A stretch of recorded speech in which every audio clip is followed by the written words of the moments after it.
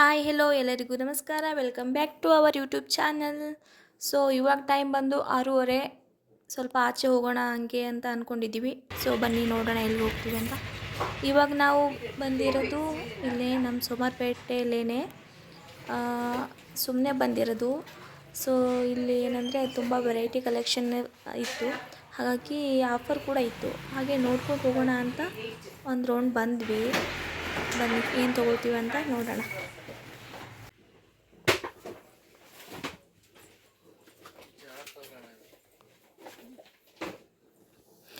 ಇಲ್ಲಿ ನಮ್ಮ ಮನೆಯವರು ಸ್ಲಿಪ್ಪರ್ಸ್ನ ಚಾಯ್ಸ್ ಮಾಡ್ತಾಯಿದ್ರು. ಸೊ ಅವ್ರು ಕೇಳ್ತಾ ಇರೋದು ಒಂದು, ಅವ್ರು ತೋರಿಸ್ತಾ ಇರೋದು ಒಂದಾಗಿತ್ತು. ಸೊ ಅವರು ಯಾವುದೋ ಒಂದು ಕಂಪ್ನಿ ಬ್ರ್ಯಾಂಡ್ ಅಂತ ಕೇಳ್ತಾಯಿದ್ರು.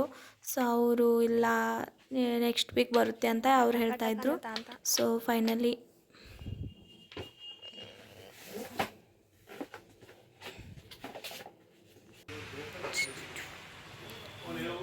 ಓಕೆ ಚಾಯ್ಸ್ ಮಾಡಾಯಿತು. ಸೊ ಬನ್ನಿ, ಇವಾಗ ನೀನೇನಾದರೂ ತಗೋ ಅಂತ ಹೇಳ್ತಿದ್ದಾರೆ. ಸೊ ಮೊದಲೇ ನಾವು ಹೆಣ್ಮಕ್ಳು ಕೇಳೋಕ್ಕಿಂತ ಮುಂಚೆನೇ ತೊಗೋತೀವಿ ಅಂತೀವಿ. ಇನ್ನು ಏನಾದರೂ ಬೇಕು ತೊಗೊಳ್ತೀಯ ಅಂದರೆ ಸುಮ್ಮನೆ ಇರ್ತೀವಾ? ಬನ್ನಿ ನೋಡೋಣ. ಸೊ ಇಲ್ಲಿ ನಾನು ಒಂದು 2-3 ಜೊತೆ ಸ್ಲಿಪ್ಪರ್ಸ್ನ ನೋಡಿದೆ. ಸೊ ನನ್ನ ಕಾಲಿಗೆ ಯಾವ ಸೂಟ್ ಹಾಕೋದಿಲ್ಲ. ನನಗೆ ಚಾಯ್ಸ್ ಆಯಿತು. 1-2 ಜೊತೆ ಆಫರ್ ಇರೋದ್ರಿಂದ ಚೆನ್ನಾಗಿರೋದನ್ನ ಅಂತ ಹೇಳ್ತಾ ಇದ್ರಲ್ವ, ಹಾಗಾಗಿ ತೊಗೊಂಡ್ಬಿಟ್ಟೆ. ನೀವು ಕೂಡ ಇಲ್ಲೇ ಹತ್ತಿರ ಇದ್ದರೆ ಸೊ ಒಳ್ಳೆ ಆಫರ್ ನಡೀತಾ ಇದೆ. ನೀವು ಕೂಡ ಏನಾದರೂ ಬೇಕಂದರೆ ತೊಗೋಬೋದು. ಯಾವ ರೀತಿ ಆಫರ್ ಅಂತ ಕೇಳಿದ್ರೆ 70% ಇತ್ತು. ಸೊ 20% ಮಾತ್ರ ನಾವು ದುಡ್ಡನ್ನ ಪೇ ಮಾಡ್ಬೋದಿತ್ತು. 70% ಆಫರ್ ಇತ್ತು, ಹಾಗಾಗಿ ನಾವು ತೊಗೊಂಡ್ವಿ ಕೆಲವೊಂದಷ್ಟು.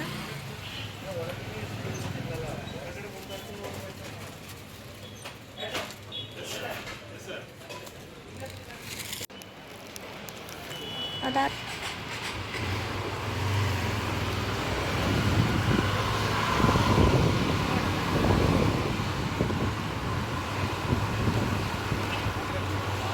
ಆಚೆ ಕಡೆ ವೆದರ್ ತುಂಬ ಕೂಲಾಗಿತ್ತು. ಸೊ ಚಳಿ ಆಗ್ತಾಯಿತ್ತು. ಸೊ ಆದ್ರೂ ಸುಮಾರು ದಿನ ಆಗಿತ್ತಲ್ಲ ಆಚೆನೇ ಬರದೇ ಇದ್ದು, ಹಾಗಾಗಿ ಸ್ವಲ್ಪ ಆ ಕಡೆ ಈ ಕಡೆ ತಿರ್ಗಾಡ್ಕೊಂಡು ಬರೋಣ ಅಂತ ಬಂದ್ವಿ. ಸೊ ಇಲ್ಲಿ ಕೆಲವೊಂದಿಷ್ಟು ಸ್ನ್ಯಾಕ್ಸ್ನ ಕೂಡ. ಸೊ ಮನೆಗೆ ಬಂದ್ವಿ. ಈಗ ಸ್ಲಿಪ್ಪರ್ ಬನ್ನಿ ಏನು ಹೇಳ್ತಾರೆ ಅಂತ. ಸೂಪರ್ ಆಗಿತ್ತು. ಯಾವ್ದು ತೋರ್ಲಿ ಯಾವ್ದು ಬಿಡ್ಲಿ, ಕಣ್ಣೆಲ್ಲ ಪಕ್ಕ ಪಕ್ಕ ಹೌದಾ? ನಮಗೂ ಸೂಪರ್ ಅನ್ನಿಸ್ತು. ಕೊಡಿಸಿದ್ದಕ್ಕೆ thank you. Welcome. Thank you so much. Shopping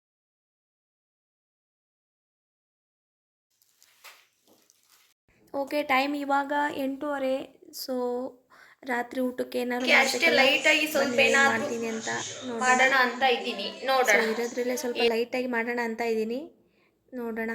ಏನಂದರೆ ನನಗೆ ಶಾಪಿಂಗ್ ಬಗ್ಗೆ ನಿಮ್ಗೆ ಹೇಳೋದಾದರೆ, ಸೊ ನಾವು ಹೊಟ್ಟೆಗೆ ತಿನ್ನೋ ತರಕಾರಿ ಕೆಲವೊಂದು ವಸ್ತು ಎಲ್ಲ ರೋಡ್ ಪಕ್ಕದಲ್ಲಿ ಇಟ್ಕೊಂಡು ಮಾರ್ತಿರ್ತಾರೆ. ಅದನ್ನ ತೊಗೊಂಡು ಬಂದು ನಾವು ಹೊಟ್ಟೆಗೆ ಸೇವಿಸ್ತಿರ್ತೀವಿ. ಬಟ್ ಈ ಥರ ಕಾಲಿಗೆ ಹಾಕೋ ಸ್ಲಿಪ್ಪರ್ಸ್ ಆಗಲಿ ಮತ್ತೊಂದಾಗಲಿ ಅದನ್ನು ಶೋರೂಮಲ್ಲಿ ಇಟ್ಟು ಮಾರ್ತಿರ್ತಾರೆ. ಸೊ ಎಷ್ಟು ವ್ಯತ್ಯಾಸ ನೋಡಿ ಜೀವನ, ಏನು ಮಾಡೋಕ್ಕಾಗಲ್ಲ. ಸೊ ಇವಾಗ ನಾನು ಊಟಕ್ಕೆ ಸ್ವಲ್ಪ ಫ್ರೈಡ್ ರೈಸ್ ಮಾಡೋಣ ಅಂತ ಇದ್ದೀನಿ. ಇದ್ರ ರೆಸಿಪಿನ ನಾನು ಲಾಸ್ಟ್ ಬ್ಲಾಗಲ್ಲಿ ಶೇರ್ ಮಾಡ್ಕೊಂಡಿದ್ದೆ. ಇವಾಗೂ ಕೂಡ ಸ್ವಲ್ಪ ಅದನ್ನೇ ಮಾಡೋಣ ಬನ್ನಿ. ಏನಿಲ್ಲ, ನಾನಿಲ್ಲಿ ಒಂದು ಬೌಲಾಗುವಷ್ಟು ಅಕ್ಕಿನ ತೊಗೊಂಡು ಅದನ್ನ ನಾನು ನೀಟಾಗಿ 2-3 ವಾಶ್ ನೀರನ್ನ ಚೇಂಜ್ ಮಾಡಿ ಅದನ್ನ ನಾನು ಒಂದು ಪಾತ್ರೆಗೆ ಹಾಕಿ ನಾನು ಬೇಯಿಸೋಕೆ ಇಟ್ಕೊಂಡಿದ್ದೀನಿ. ಅದು ಬೇಯೋವರೆಗೂ ಈ ಕಡೆ ತರಕಾರಿ ಎಲ್ಲ ನಾನು ಕಟ್ ಮಾಡ್ಕೊಳ್ತಾ ಇದ್ದೀನಿ. ತರಕಾರಿ ಇದೇ ಬೇಕು ಅದೇ ಬೇಕು ಅಂತ ಏನಿಲ್ಲ. ಫ್ರೈಡ್ ರೈಸ್ಗೆ ಯಾವೆಲ್ಲ ತರಕಾರಿ ಇರುತ್ತೋ ಮನೆಯಲ್ಲಿ ಅದನ್ನೆಲ್ಲ ನಾವು ಯೂಸ್ ಮಾಡ್ಕೋಬೋದು. ಸೊ ಯಾವ್ದು ಹಾಕಿದ್ರೂ ಚೆನ್ನಾಗಿರುತ್ತೆ. ಕ್ಯಾಪ್ಸಿಕಮ್ ಆಗಿರ್ಬೋದು, ಕ್ಯಾಬೇಜು ಮತ್ತು ಕ್ಯಾರೆಟು, ಪ್ರತಿಯೊಂದೂ ಯಾವುದೇ ಇದ್ರೂ ಫ್ರೈಡ್ ರೈಸಿಗೆ ಸರಿ ಹೊಂದುತ್ತೆ. ಹಾಗಾಗಿ ನಾನಿಲ್ಲಿ ಒಂದು ಈರುಳ್ಳಿ ಮತ್ತು ಒಂದು ಕ್ಯಾರೆಟು, ಒಂದು ಸ್ವಲ್ಪ ಕ್ಯಾಪ್ಸಿಕಮ್ಮು, ಸೊ ಪೂರ್ತಿ ಏನು ತೊಗೊಳ್ಳಲ್ಲ, ಅದರಲ್ಲಿ ಸ್ವಲ್ಪ ಕಟ್ ಮಾಡ್ಕೊಳ್ತೀನಿ. ಎಲ್ಲನೂ ಕಟ್ ಮಾಡ್ಕೊಂಡು ಇಟ್ಕೊಳ್ತೀನಿ ಈ ಕಡೆ ಅನ್ನ ಬೇಯೋವರೆಗೂ. ನಮಗೆ ಲೈಟಾಗಿ ಅಷ್ಟೇ ಸ್ವಲ್ಪ ಹಸಿವಾಗಿದ್ದಾಗ ಈ ರೀತಿ ಮಾಡಿದರೆ ಅಡುಗೆ ಕೂಡ ಬೇಗ ಮುಗಿಯುತ್ತೆ.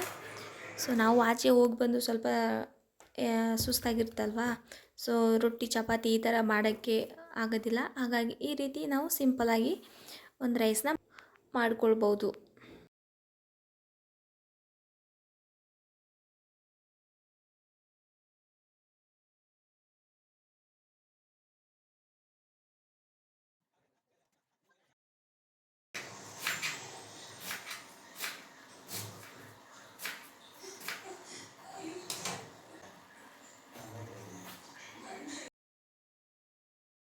ನಾನಿಲ್ಲಿ ಒಂದು ಟೊಮಾಟೋನ ಕಟ್ ಮಾಡ್ತಾಯಿದ್ದೀನಿ.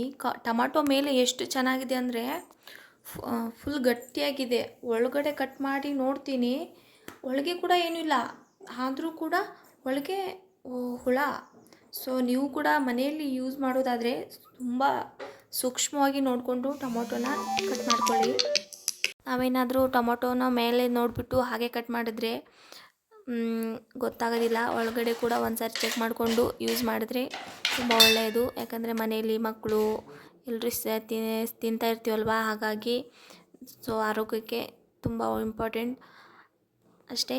ಈ ಕಡೆ ನಾನು ಒಂದೆರಡು ಹಸಿಮೆಣ್ಸಿನ್ಕಾಯಿ ಮತ್ತು ಚಿಕ್ಕ ಚಿಕ್ಕದಾಗಿ ಕಟ್ ಮಾಡ್ಕೊಳ್ತಾ ಇದ್ದೀನಿ. ಯಾಕಂದರೆ ಖಾರ ಮೆಣಸಿನ್ಕಾಯಿ ಇದ್ದರೆ ಬಾಯಿಗೆ ಸಿಗ್ತಾ ಇರ್ತಲ್ವ, ಹಾಗಾಗಿ ಚಿಕ್ಕ ಚಿಕ್ಕದಾಗಿ ಕಟ್ ಮಾಡ್ಕೊಂಡು ಫ್ರೈ ಮಾಡಿದ್ರೆ ಸೊ ಅದು ಫ್ರೈ ಮಾಡೋದ್ರಲ್ಲೇ ಹೋಗಿಬಿಡುತ್ತೆ ಎಲ್ಲ ಖಾರನೂ. ಹಾಗಾಗಿ ತುಂಬ ಚಿಕ್ಕದಾಗಿ ಮಾಡ್ತಾಯಿದ್ದೀನಿ. ಈ ಕಡೆ ಅನ್ನ ಕೂಡ ಬೇಯಿಸ್ಕೊಳ್ತಾನೆ ನಾನು ತರಕಾರಿನೆಲ್ಲ ಹೆರ್ಚ್ಕೊಂಡೆ. ಸೊ ಇವಾಗ ಸ್ಟವ್ನ ಆನ್ ಮಾಡಿಬಿಟ್ಟು ಒಂದು ಬಾಣಲಿನ ಇಟ್ಕೊಳ್ತಾ ಇದ್ದೀನಿ.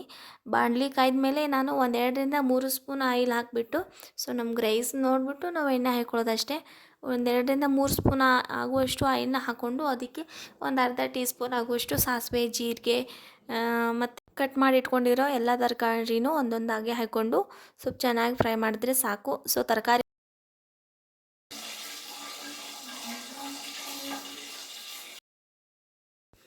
ತುಂಬ ಚೆನ್ನಾಗಿರುತ್ತೆ. ಸೊ ಈಗ ಚಳಿಗಾಲ ಅಲ್ವಾ, ಖಾರವಾಗಿ ತಿನ್ನೋಕ್ಕಂದ್ರೂ ಈ ಫ್ರೈಡ್ ರೈಸ್ ತುಂಬ ಸಿಂಪಲ್ ಮತ್ತು ತುಂಬ ಈಸಿ ಅಂತಲೂ ಹೇಳ್ಬೋದು. ಬೇಗ ಬೇಗ ಆಗುತ್ತೆ. ನೀವು ಕೂಡ ಮನೆಯಲ್ಲಿ ಒಂದು ಸಾರಿ ಟ್ರೈ ಮಾಡಿ. ಸೊ ಯಾರೆಲ್ಲ ನನ್ನ ಚಾನಲ್ನ ಇನ್ನೂ ಸಬ್ಸ್ಕ್ರೈಬ್ ಮಾಡ್ಕೊಂಡಿಲ್ಲ ಹಾಗೆ ನೋಡ್ತಾ ಇದ್ದೀರಾ, ಸೊ ಬೇಗ ಬೇಗ ಹೋಗಿ ಸಬ್ಸ್ಕ್ರೈಬ್ ಮಾಡ್ಕೊಳ್ಳಿ. ಸೊ ಎಲ್ಲ ತರಕಾರಿನೂ ಒಂದು ಸಾರಿ ಫ್ರೈ ಆದಮೇಲೆ ನಾನು ಇಲ್ಲಿ ರುಚಿಗೆ ತಕ್ಕಷ್ಟು ಉಪ್ಪನ್ನು ಹಾಕಿ ಒಂದು ಅರ್ಧ ಲಿಂಬೆಹಣ್ಣನ್ನು ಕೂಡ ನಾನು ಅದ್ರ ಜೊತೆಗೆ ಸೇರಿಸ್ತಾ ಇದ್ದೀನಿ. ಸೊ ರೈಸ್ ಮಾಡಬೇಕಾದ್ರೆ ನೀವು ರೈಸ್ ಜೊತೆಗೂ ಕೂಡ ಲಿಂಬೆಹಣ್ಣು ಸೇರಿಸ್ಕೊಂಡು ಅನ್ನನೇ ಬೇಯಿಸಿದ್ರೆ ಆದರೂ ಇನ್ನೂ ಟೇಸ್ಟಿಯಾಗಿರುತ್ತೆ.